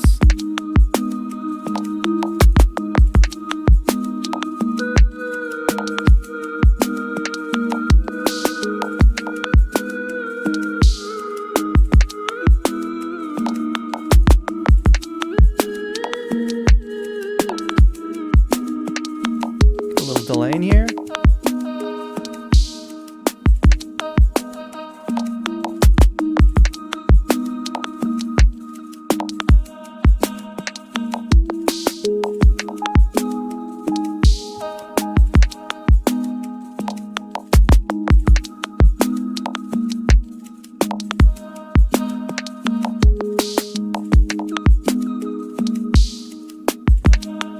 hear the different sound? Listen to the different sound on this vocal. Somebody asked about the difference between using push or launchpad. Yeah, one major part of that is standalone feature versus using it as a MIDI controller. Yeah, X1525. The pad sensitivity, I think push is #1 in pad sensitivity in the game right now, but also in how they utilize it. So listen to this vocal instrument. If I use a very light touch, ooh, it's got that very, and then if I use a harder,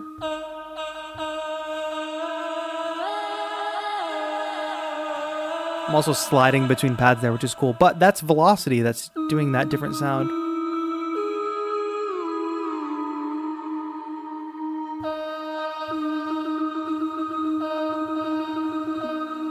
So I just think that's really cool.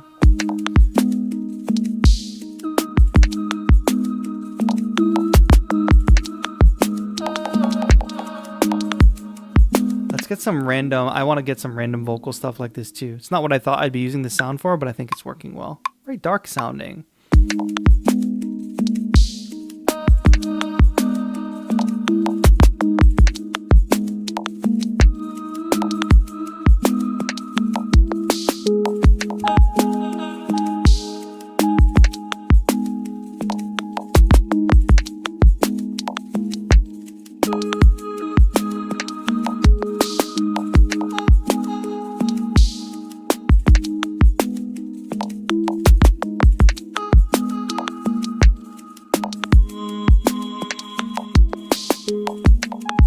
So that kind of all sounds like a little bit of nonsense all around, right? But what I really want and what I'm getting used to using a lot of is probability for different things like this, because all of those don't really come together to make a melody, but interspersed along the beat, making them, giving them a lower percentage probability means they won't happen all the time. And that is pretty cool. So I just select all, I turn the probability down to 60%. And we'll get a nice different pattern every time. First note didn't come in.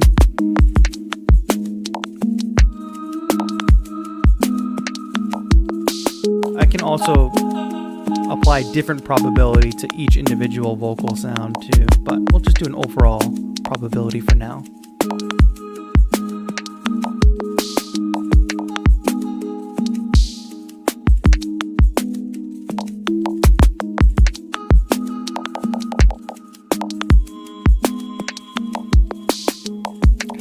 Hell Nomad's got a problem with the push 3 turning on in the backpack. That's so interesting. Yeah, because when I first got push 3, I assumed you had to press and hold to turn it on, but it's just a single click to turn it on. I do think that's an issue that could be very easily solved. Like a double click to turn on, or a press and hold to turn on. Yeah, you need some kind of cover. I bet somebody could design something, some type of cover protection that has a 1/4 inch style thing attached, and that covers the power button right here, like sort of an L shape, so it goes in the push and covers that power button.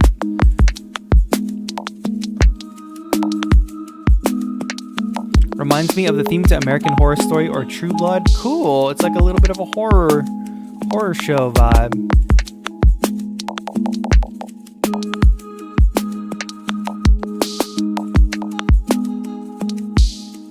What do we need next, chat?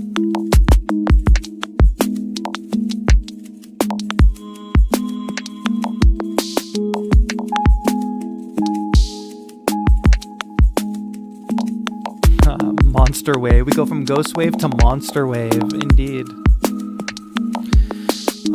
A MIDI track. What are we thinking? Doesn't necessarily need to have something else, but I am yearning to add another layer. Some kind of string instrument, probably.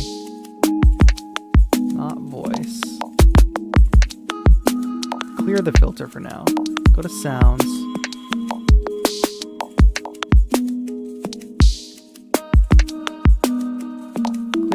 Clear. I don't know why stuff. What did I do?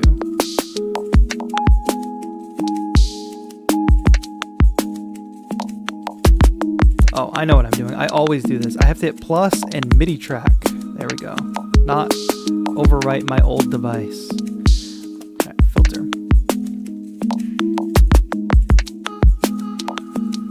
All right, here we go. Let's find a sound. Let's do some type of string, or I mean guitar unplugged is probably what I'm actually looking for.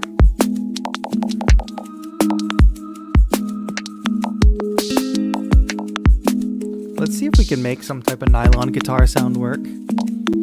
Yeah, bowed instrument. Yeah, I don't want to lean too much in the drama though.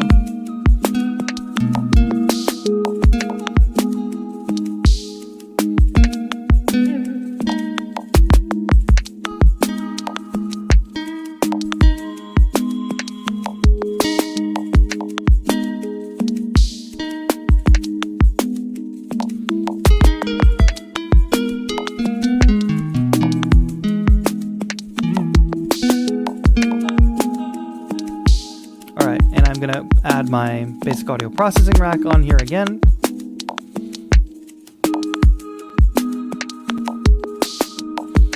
Yes, Hale, the VOD will be here. The VOD is always here. I've gone from not posting the VODs to the VODs are always here. So VODs will be here now.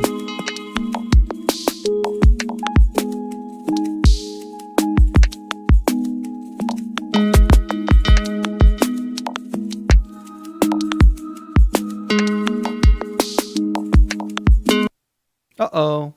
All right, so that's a crash. So we've been working for over an hour, right?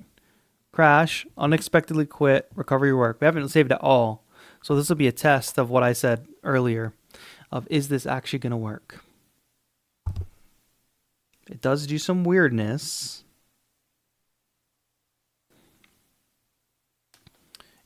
And I was able to get off this screen yesterday by doing something. I forget what. I did something to get off this screen. Live showing attention. Live is showing a dialogue that needs your attention. How could you? I'm not connected to live. Or live is in the box, I guess. If I click this power button, cancel. That's how I got out of it last night. But now, everything is here. Including that instrument that we just added. The scale reset, but that's okay. We can always get back to that. We were in A flat. Here, Joshi.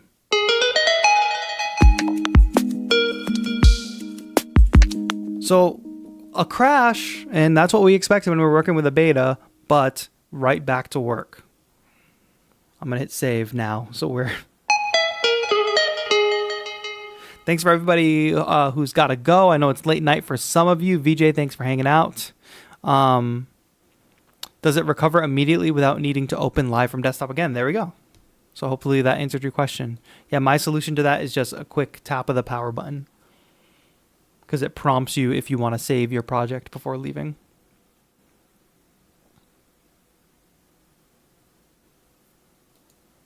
Oh yeah, I think that's in the Spitfire stuff, the moon guitar thing.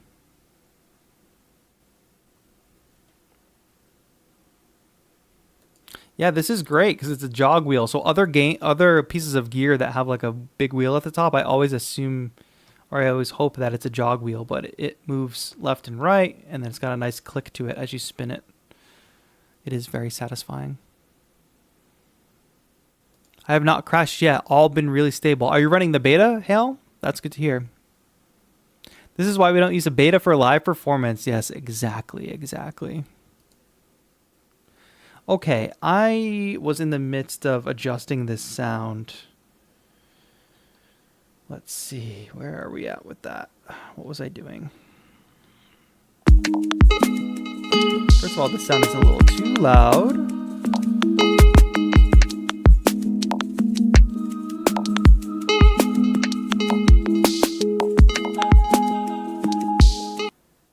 Oh, another crash. It's okay. We'll survive. Oh, that's interesting. I'm glad it didn't do that last time, but it crashed to a new project. So that probably would have been devastating. Glad we saved.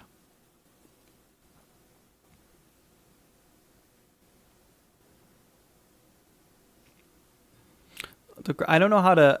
The crashes that I've encountered have always been when I'm tweaking devices. So I don't know, but not at the same devices each time. So I don't know. There's nothing for me to really report on there. Okay, one more time.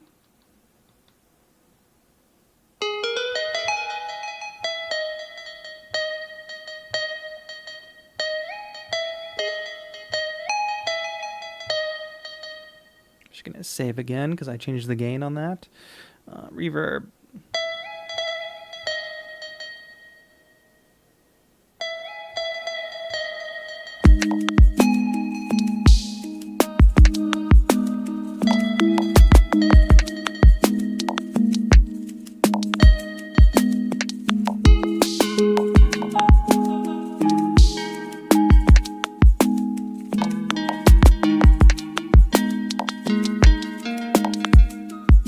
Less on the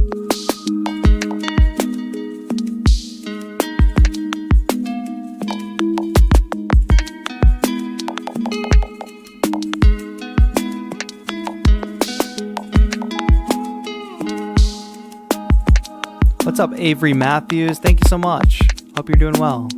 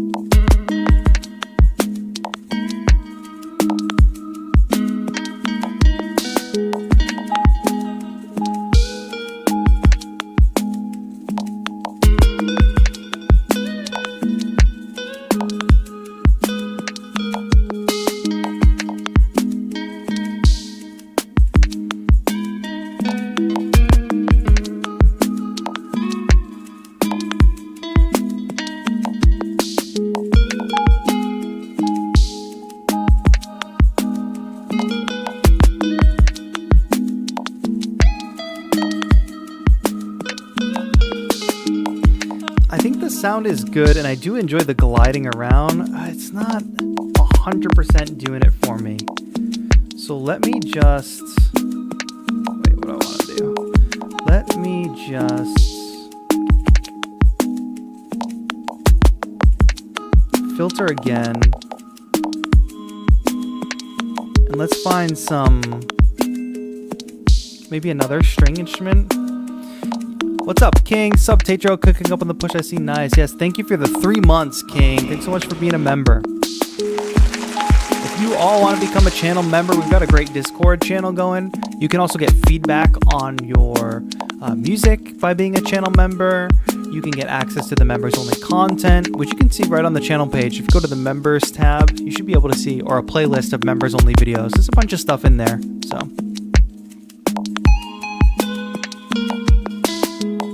It is the best way to directly support the channel and get something for yourself.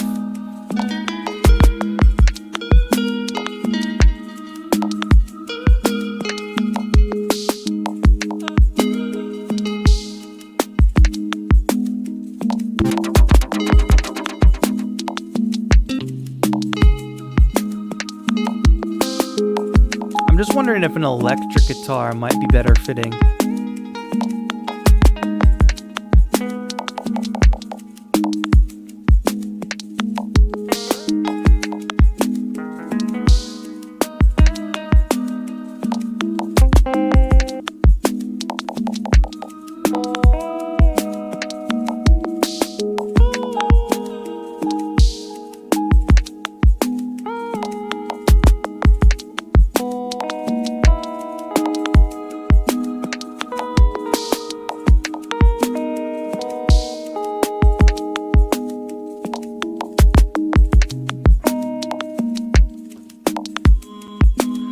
Plus, you get the emotes. Tom is correct.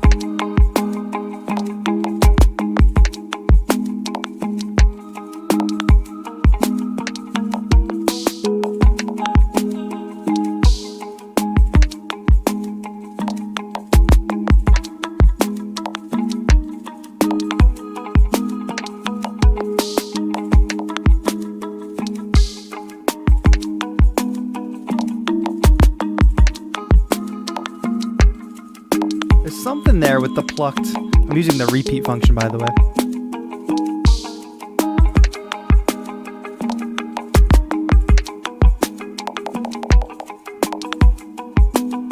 But it's a little too busy, I think. Battery's getting low on the push. I don't have the power adapter over here, so we'll just go until it dies, I think.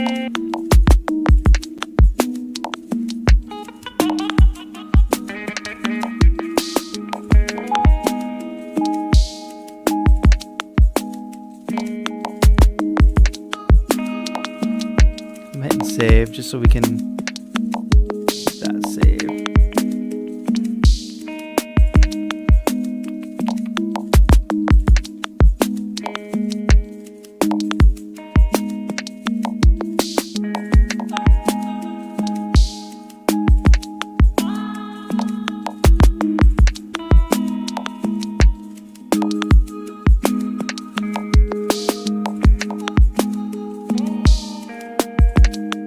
Yeah, I'm just not feeling the guitar. I know you guys like the guitar. I think it needs like a more, like a traditional instrument that's not guitar. That's a little chorusy type thing. I just don't want such a distinct guitar.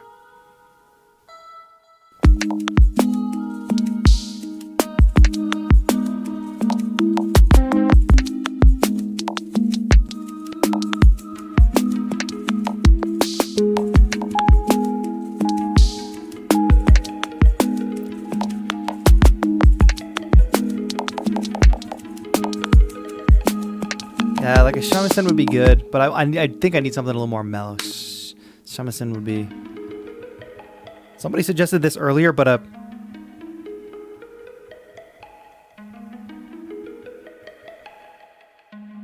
do I play this scale?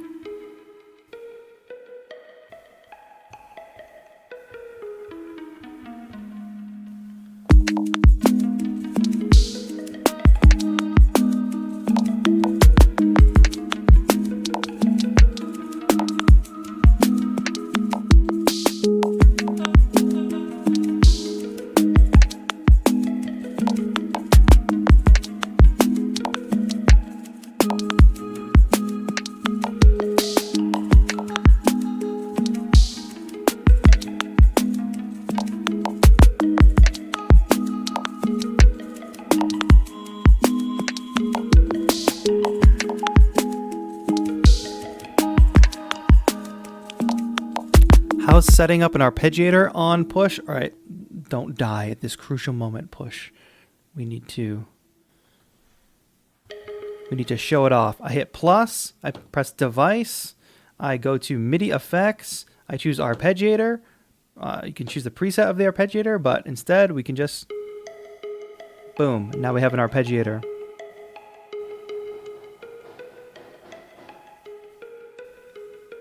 Choose the rate, steps,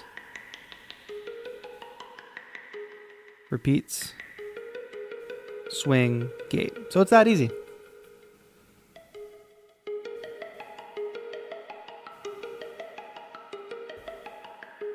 Oh, and of course the style. Let's do up and down.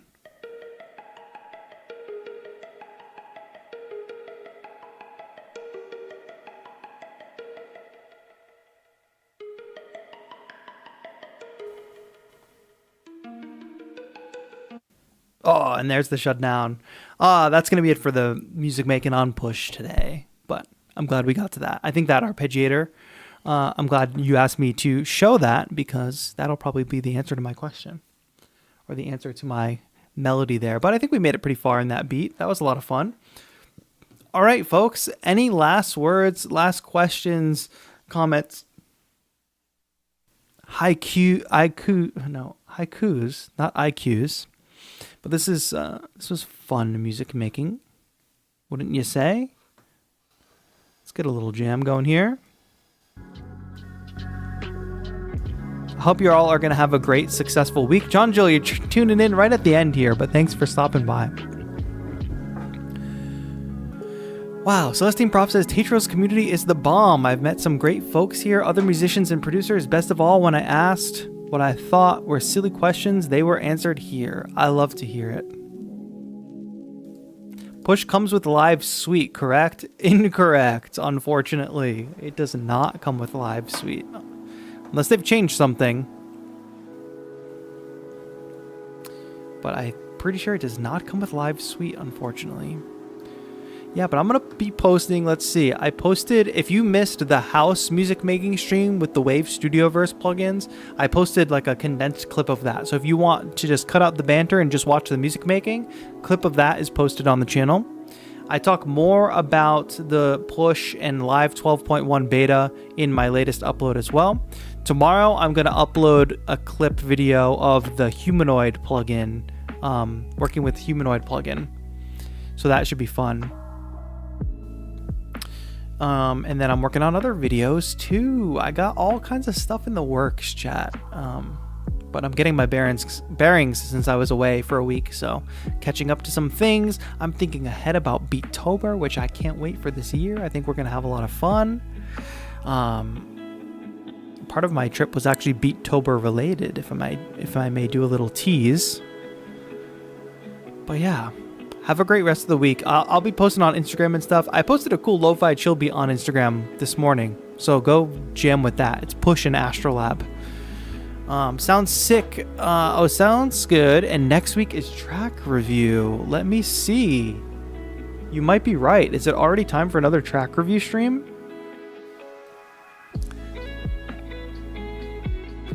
Let's see. No. No.